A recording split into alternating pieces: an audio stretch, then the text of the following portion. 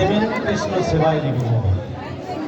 তবে একটা কথা বলবো, যে যা কিছু দান করবেন ঘরেতে গিয়ে কারোর কাছে গিয়ে গল্প করবেন না যে আমি ওই ভগবানপুরে কীর্তন শুনতে গিয়ে গোপালজিউর মন্দিরে কীর্তনিয়ার গলায় 50 টাকা দিলাম, আচলে 100 টাকা দিলাম।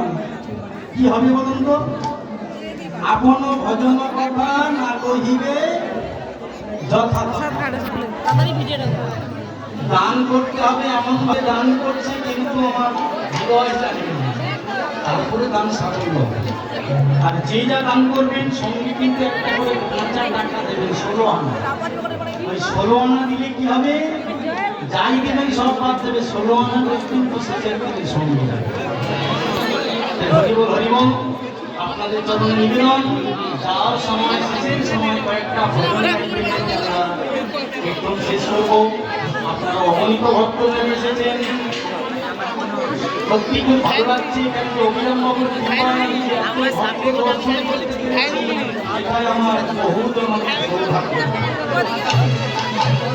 জানি না কত জনের সৌভাগ্যের ফলে আমার পিতা মাতা পৃথিবীতে এসে